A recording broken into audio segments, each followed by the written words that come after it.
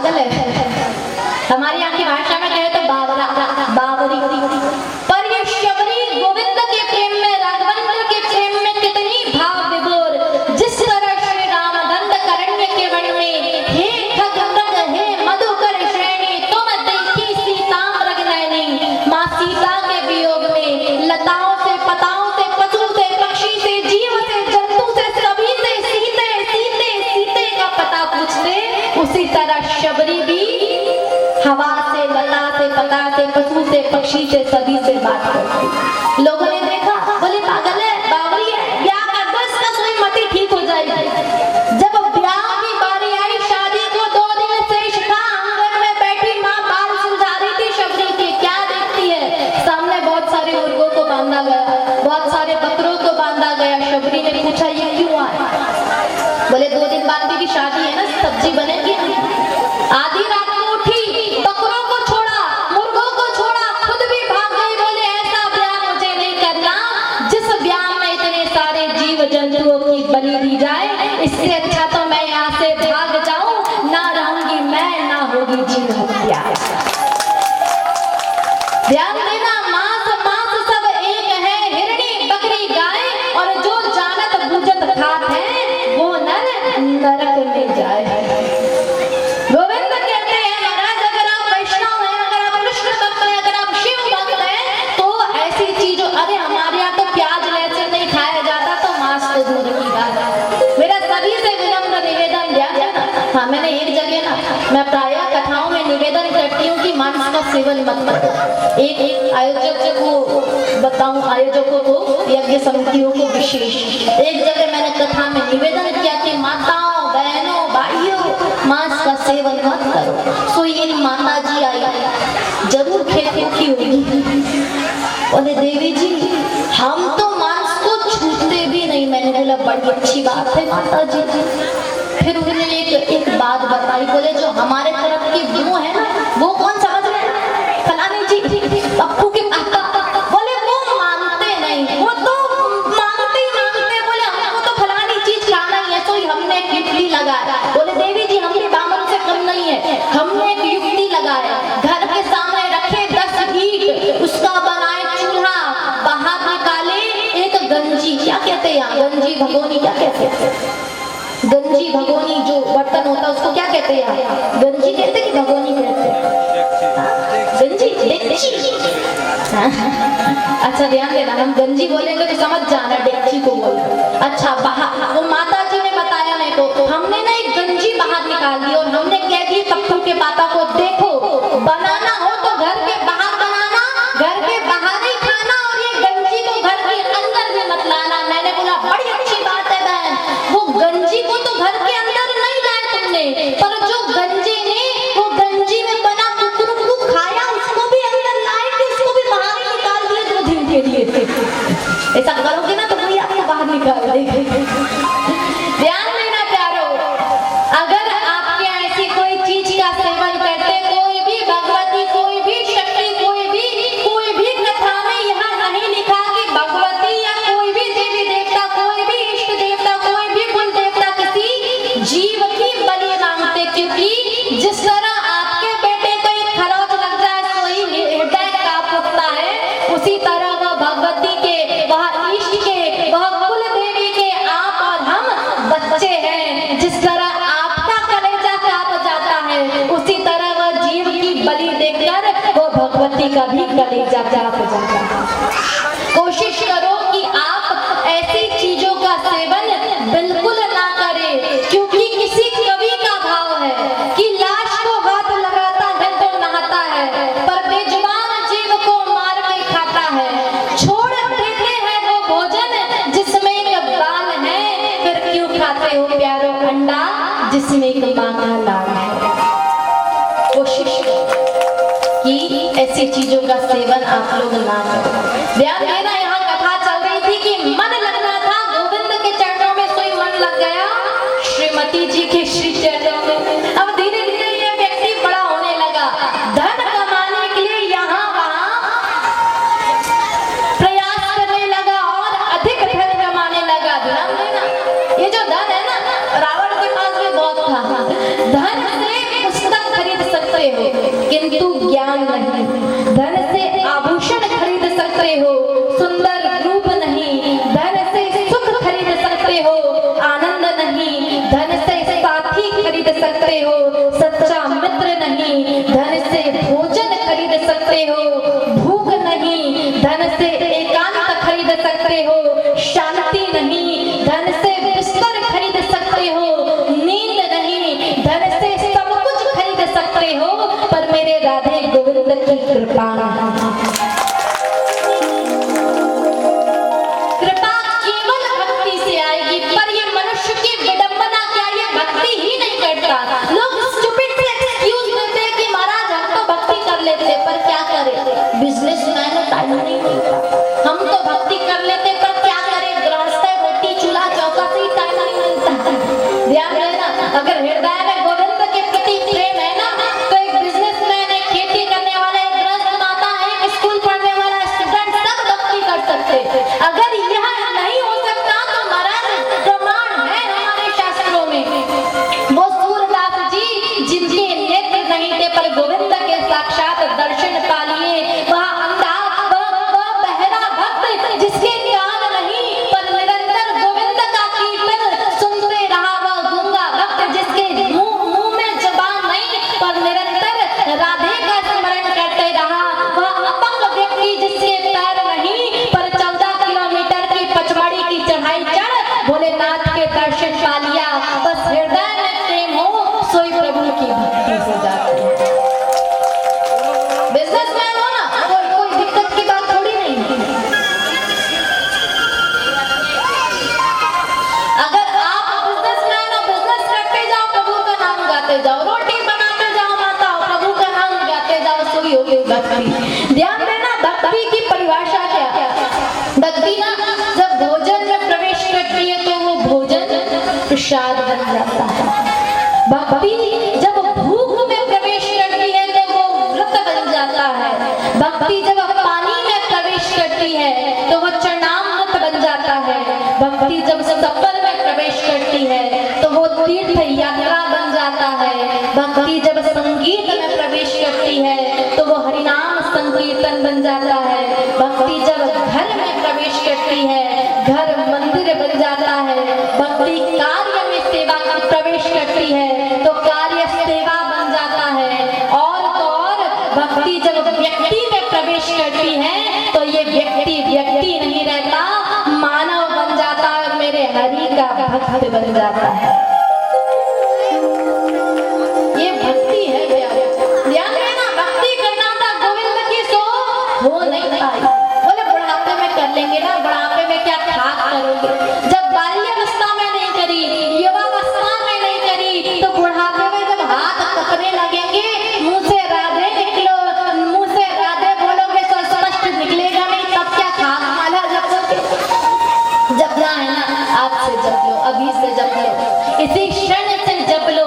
कल करे सो आज कर, आज करे सो अब, बस आज से शुरू कर दो। ध्यान देना, ये व्यक्ति ना फिर भी मानता है, दिन रात धन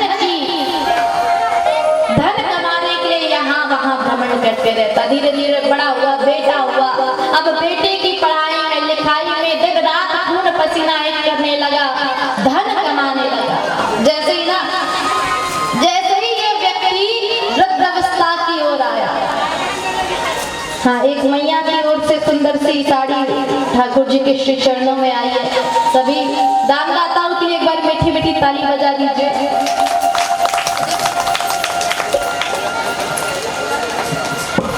ध्यान दीजिएगा, पूरा धन व्यतीत कर दिया। बड़ा खुश कि मेरा बेटा ना इंजीनियर बन रहा, मेरा बेटा डॉक्टर बन रहा, साइंटिस्ट बन रहा, पर वो बेटा क्या खुश है। एक बार ना एक सत्य घटना बताऊं, मैं अभी कुछ समय पहले मैंने मध्य प्रदेश में एक कथा करी, सिवनी जिले में। थोड़ी समय पहले मुझे आयोजक लोग एक जगह ले गए जिसका नाम है वृद्ध आश्रम। दिल से बताऊं एक बात, तो मुझे वहां जाकर खुशी नहीं मिली, मुझे बहुत बुरा लगा। क्योंकि हमारे सनातनियों की डिक्शनरी में ना वृद्धाश्रम जैसा कोई नाम ही नहीं होना चाहिए। अरे जो माता पिता ने आपको और हमको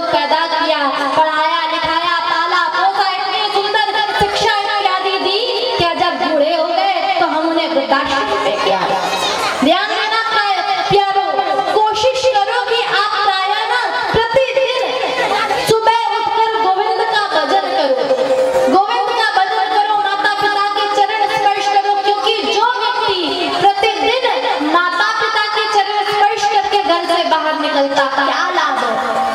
ध्यान देना, घर से शायद आपके भाग्य में लिखा आज आपका फलानी जगह दुर्घटना में मृत्यु होने वाली। घर से निकलते समय माता पिता के पैर पड़ा, माता पिता ने झोली भर के आशीर्वाद दिया कि मेरा बेटा चिरंजीवी रहे, खुश रहे, प्रसन्न रहे, धन धान्य से भरपूर रहे। वह घटना स्थल तक आया, भाग्य में लिखा था कि यहाँ इसकी मृत्यु होना है।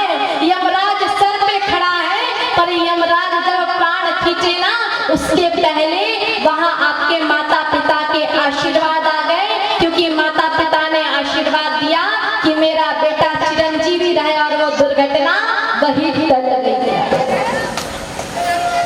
कोशिश करो कि आप प्रतिदिन माता पिता के चरण वंदन करो। क्यों? क्योंकि माँ बाप की कमी को कोई बांट नहीं सकता और ईश्वर भी इनके आशीषों को काट नहीं सकता। विश्व में किसी भी देवता का स्थान दूजा है, माँ बाप की सेवा ही सबसे बड़ी पूजा है। विश्व में किसी भी तीर्थ की यात्रा व्यर्थ है। अगर बेटे के होते माँ बाप असमर्थ है, वो खुश नसीब है जिसके माँ बाप होते हैं, क्योंकि माँ बाप के आशीषों के हजारों हाथ होते हैं। माँ बाप के आशीषों के हजारों। अगर आप चाहते हो ना आपकी आयु बढ़े, यश बढ़े, वैभव बढ़े, भागवत जी का एक बड़ा सुंदर श्लोक है, अभिमानशीलस्य नित्यव्रतो पसेविना चत्वारि तस्य वर्धन्ते आयु विद्या यशो बलम। अगर आयु विद्या यश और बल की वृद्धि चाहते हो, कितने बड़े डॉक्टर के पास क्यों ना चले जाओ दुनिया के, कोई आयु नहीं बढ़ा सकता। अगर बढ़ा सकता होता ना तो प्रसिद्ध डांसर माइकल जैक्सन मरता नहीं आज, जिसने कईयों डॉक्टर घर में रखे थे। अगर आयु की कोई वृद्धि कर सकता है तो माता पिता का आशीर्वाद ही कर सकता, और कोई नहीं यार। इसलिए कोशिश करो प्रतिदिन माता पिता का आशीर्वाद लो, क्योंकि माता पिता जितना बेटे से प्रेम करते संसार का कोई ना करता होगा। पर वही माता पिता जब बूढ़े हो जाते हैं ना, तो वही माता पिता को पिताजी ने कितना भी बड़ा घर क्यों ना बनाया हो, जब वही पिताजी बूढ़े हो गए तो घर का एक कोना दे दिया जाता। बोले पिताजी ये खटिया डली, आज से आपको यहीं रहना। बोले क्यों? आपसे अपना नित्य कर्म खुद से नहीं होता, आप में बदबू आती है, यहीं रहना पड़ेगा। बोले कितना भी बड़ा घर क्यों ना बना ले, पिताजी को कोने में धकेल दिया जाता है। कितना कितना भी पिताजी सोफे क्यों ना बना ले, पलंग क्यों ना बना ले, पर जब बुढ़ापा आता है ना, वही बेटा पिताजी को घर के कोने में फेंक देता और बोलता है पिताजी जब मेरे मित्र आए, मेरे दोस्त आए, बाहर मत निकलना। क्यों? क्योंकि आपकी यह दशा को देखकर मुझे लज्जा आती है, संकोच आता है, शर्म लगती है। विचार करो महाराज, जो पिता ने आपको पढ़ाया लिखाया बड़ा किया, वह पिता को देखकर आपको शर्म आती है। एक सत्य घटना बताओ। एक बार ना दिल्ली में पिताजी ने दिन रात भरी गर्मी में खून पसीना एक करके बेटे को दिल्ली से इंजीनियरिंग कराई। पिता बड़े प्रसन्न, मेरा बेटा इंजीनियर बन गया। आज ना एक चिट्ठी आई पिताजी के पास, उसमें लिखा था पिताजी जल्दी दिल्ली आ जाओ। पिताजी बड़े खुश गाड़ी में बैठे, ट्रेन में बैठकर दिल्ली पहुंचे। जैसे दिल्ली पहुंचे जेब कट गई। बेटे की जो पता की चिट्ठी थी सोई जेब कटने में वह चिट्ठी भी चली गई। क्या करे, नया शहर है। पिताजी के पास एक कार्ड था, विजिटिंग कार्ड जो था बेटे के ऑफिस का। मजबूरी में बेटे के ऑफिस पहुंच गए। जैसे ही ऑफिस गए क्या देखते हैं, चपरासी को बोला फलाने जी को बुला लो। चपरासी गया, बोले महाराज, बोले सर आपसे कोई मिलने आया। बोले कौन? बोले कोई धोती पहना, खिड़की से देखा बेटे ने, अरे मेरे पिताजी ऑफिस आए। वो बेटे को ना संकोच लगने लगा, शर्म आने लगी। क्यों? क्योंकि उसके पिता ना धोती पहनते हैं, उसके पिता सर में टोपी लगाते हैं, पगड़ी पहनते हैं, उसके पिता कुर्ता पहनते हैं। अरे ज्यादा पढ़ लिख गया ना, कोट वाला हो गया, बूट पहनने वाला हो गया। इसलिए पिता की जो हमारे सनातन की वेशभूषा है, धोती कुर्ता को देखकर वो बेटे को शर्म आने लगी। चपरासी को कहता है बेटा वो जो आए हैं ना, वो मेरे घर का नौकर है। विचार करो वो पिता की दशा, वो पिता के हृदय में कितनी वेदना हुई होगी जिसके बेटे ने उसे घर का नौकर बता दिया। झटपट आया, पिताजी मना किया था ना ऑफिस मत आना, आप ऑफिस से क्यों आए? पिताजी को थोड़ा बुरा लगा, बाहर लेके गया। पिताजी ये कुछ कागज है, इस पे अंगूठा लगा दो। बोले क्या है बेटा? बोले पिताजी मैं खेत को बेच रहा हूँ, मैं घर को बेच रहा हूँ, मैं कहाँ रहूंगा? चिंता मत करो, हर महीने 2000 रुपए भेज दूंगा, किराए के घर में रह। बेटे की खुशी के लिए जो पिता ने जिस भूमि को माँ की तरह पूजा, वह खेत को भी बेचने को तत्पर हो गया। बस मेरा बेटा खुश रहे। खेत बेच दिया, घर बेच दिया। घर भी नहीं ले गया बेटा, सीधे ट्रेन में। पिताजी अगली ट्रेन से निकल लेना। जाते समय ना पिता को वह बेटा एक सफेद सा कपड़ा देता है। बोले पिताजी क्या है? पिताजी ने पूछा बेटा ये क्या है? तो बेटा कहता है पिताजी इसे ना शव वस्त्र कहते हैं, सामान्य भाषा में बताऊं तो इसे कफन कहते हैं। पिताजी मैंने सुना है कि जब पिता की मृत्यु हो तो बेटे के हाथ का कफन पिता को उड़ाना चाहिए, पर मेरे पिता समय नहीं कि आपकी मृत्यु के समय मैं आपको आकर कफन उड़ा सकूं, इसलिए आज ही विचार करो। वह पिता की दशा, वह पिता की विवशता। पिता ने कुछ नहीं कहा, सहज नेत्रों से आंखों में अश्रु लिए वह कफन को फाड़ा, आधा बेटे को दे दिया। बोले पिताजी आधा क्यों देते? पिता ने कहा मैं अपने आप को इतना सौभाग्यशाली तो समझता हूँ कि कम से कम मृत्यु के पहले ही सही मुझे मेरे बेटे के हाथ का कफन तो भी नसीब हो गया, पर मैं भविष्य देख रहा हूँ, तुझे तेरे बेटे के हाथ का कफन नसीब हो कि ना हो, इसलिए आज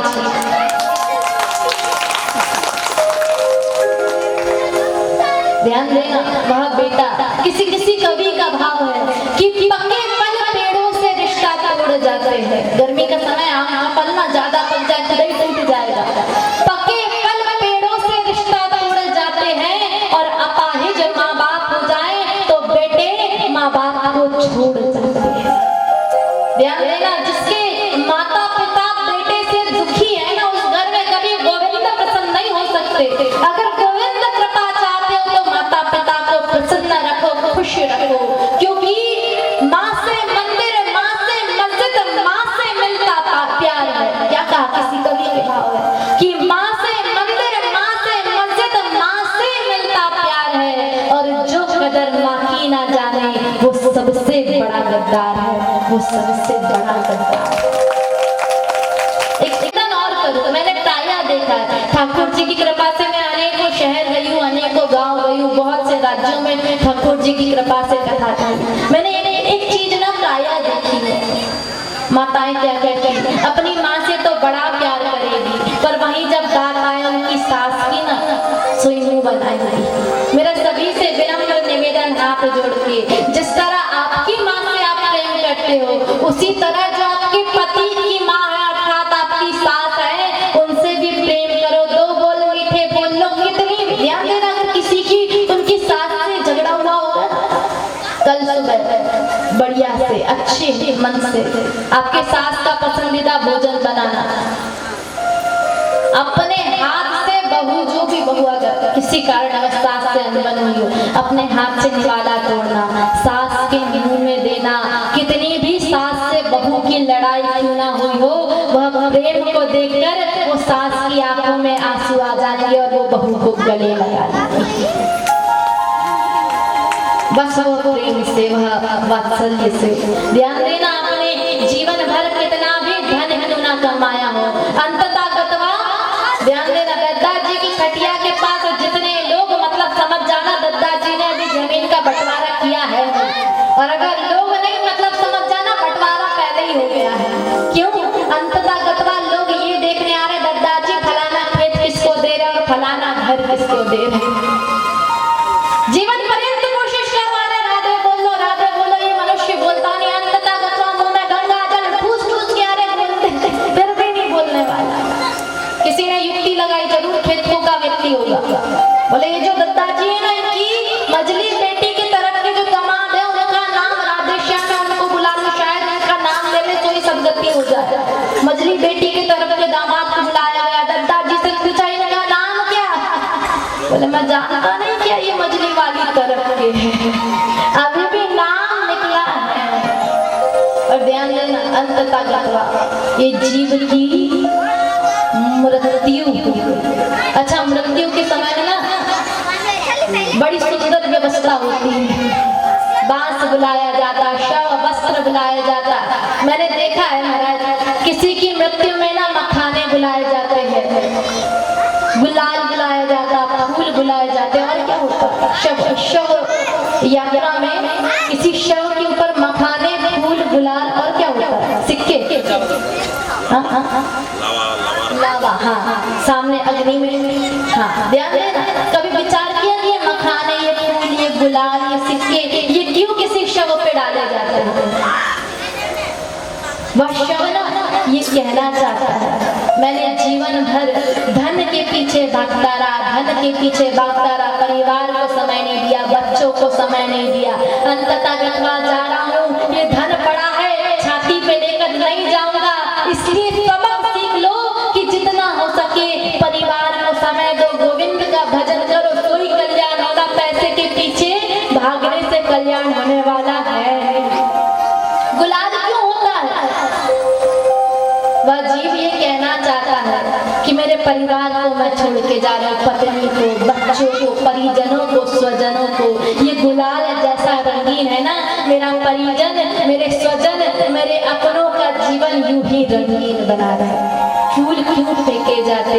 ये फूल जैसे खुशबूदार होते हैं ना, मेरे स्वजनों का जीवन यूं ही खुशबूदार बना रहे। मखाने क्यों फेंके जाते? कि मखाने फूले हुए होते, आप सभी ने देखा। जिस तरह मखाने फूले हुए हैं, उसी तरह मेरा परिवार हमेशा फले फूले, या वो जीवात्मा बोलते हुए जाए। और जब आपकी मृत्यु होती है ना, कितने भी बेड क्यों ना बना लो, कितने भी सोफे क्यों ना बना लो, आपको जमीन पे डाल दिया जाता। क्यों?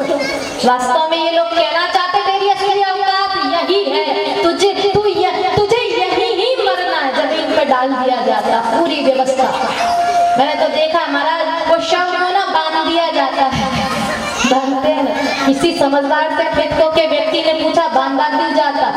तो आयोजक परिवार में आयोजक के आयोजक तो नहीं, पर किसी ने बोला, बोले महाराज इतनी व्यवस्था करी है, ये शव वस्त्र पे, ये गुलाल पे, ये मखाने पे, ये मुर्दा उठकर बैठ गया, तो पैसा कौन देगा इसका? बोले किसी ने कहा इसलिए बांध दिया जाता है। क्यों? इतना खर्चा जो किया, जो भी कारण है, वो शव को बांध दिया जाता है। और ये शव यात्रा जाते समय कहती है, राम नाम, जोर से बोलो, सत्य है। जिसको कहना है उसको छोड़ के बाकी सब कहते हैं क्या? राम नाम। ध्यान देना, ये शव यात्रा भी आपको और हमको सिखाती है।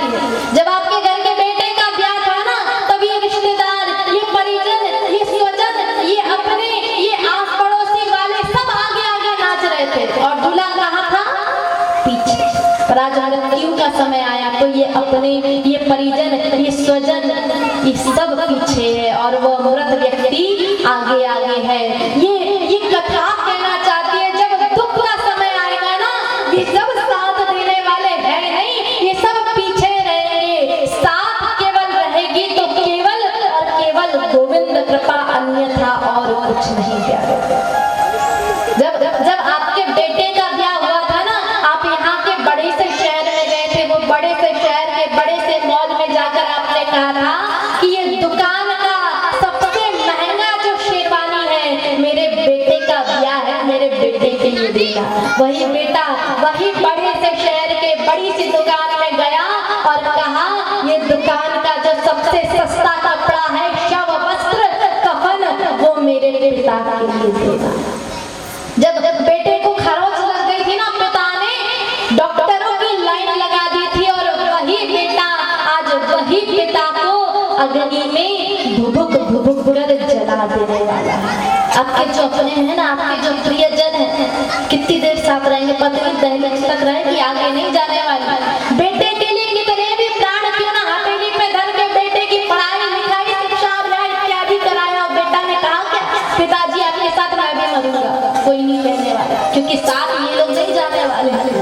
आज आपको उस उस जीवात्मा को लकड़ी पे सजा दिया गया।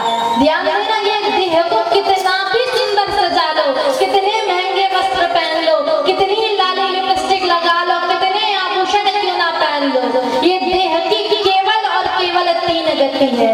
अगर जला दिया गया तो राख बन जाएगा, गड़ा दिया गया तो खाक बन जाएगा, और यूं ही छोड़ दिया गया तो चील कौवे इसे नोच नोच कर खा जाएंगे। ये 3 से चौथी गति इस देह की हो नहीं सकती। क्या ये जितने भी रिश्तेदार हैं थोड़ी देर बाद करेंगे अरे बड़ा अच्छा व्यक्ति था, कल ही तो मिलकर गया, थोड़ी देर बाद वही कहने लगेंगे अरे फलाने दिन उसने मेरे से इतने पैसा उधार लिए था, मर गया वापस नहीं दिया। थोड़ी देर बात करेंगे और ध्यान देना 13 दिन बाद तो आपके अपने भी भूल जाते हैं। क्या क्या कोई नहीं, कोई अपने दादाजी से बड़ा प्रेम करता होगा तो कोई ने अपने दादाजी की बॉडी फ्रिज में रखे होंगे, यहाँ एक आधे ने रखे होंगे, बोले मैं तो मेरे दादाजी से बड़ा प्रेम करता था, तो इस दादाजी की बॉडी भर दिए फ्रिज में, रोज खोलते हो दादाजी से मिलते हो, कोई नहीं रखे, एक आधा कोई नहीं रखा। याद रखिए पिताजी दादाजी और ज्यादा ही हो कहीं तो परदादाजी, और उससे पहले की तो कौन है, कौन उनके पहले दादाजी है, परदादाजी के पिताजी और उनके पिताजी और उनके पिताजी फोटो भी नहीं पता। और आपकी ये फोटो पता नहीं आपके नाती लोग संभाल कर रखने वाले हैं कि नहीं रखने वाले हैं। हम कितना भी कितना ये संसार से अपना चित लगा ले, मन लगा ले, अंततः गत्वा ये सब कुछ नहीं साथ जाना है। जब आप यहाँ से जाओगे ना बस यही साथ जाएगा कि कितने बार माता पिता को प्रणाम किए, कितने बार यज्ञ नारायण के दर्शन करे, कितने बार यात्रा करी। बोले कौन सी यात्रा, तो कहा विरोध से बोध की यात्रा, हार से हरि नाम की यात्रा, ठोकर से ठाकुर की यात्रा, विषय से वासुदेव की यात्रा, पाप से व्याप की यात्रा, मृत से मूर्ति की यात्रा, नश्वर से ईश्वर की यात्रा, ब्रह्म से परब्रह्म की यात्रा, भेद से वेद की यात्रा, और अमंगल से मंगल की यात्रा कितने बार करे हो, बस यही साथ जाना है प्यारा, और कुछ नहीं। इस तरह ये जीव इस देह को छोड़कर चले जाता। बहुत कोशिश करे कि महाराज गोविंद भजन कर लो, पर न बुढ़ापे में किया, न युवावस्था में किया, न बाल्यावस्था में किया। कोशिश करो महाराज, अभी तक नहीं किया हो कोई बात नहीं, पर आज से अभी से प्रेम पूर्वक हंसते हुए भगवान का भजन चालू कर दो। बाबा भोले से ये सीख लो। बाबा भोले ना विष पीते थे, जहर हलाहल विष पिया है बाबा ने। ये समाज के, ये संसार के रिश्तेदारों के जितने भी बुरी बातें हैं उनको वो विष की तरह कंठ में बिठा लो, केवल मुस्कुराते हुए हंसते हुए गोविंद का भजन करना सीख जाओ। क्योंकि किसी कवि का भाव है कि मुस्कुराकर गम का जहर जिसको पीना आ गया। क्या कहा, मुस्कुराकर गम का जहर जिसको पीना आ गया, ये हकीकत है जहां में उसको जीना आ गया।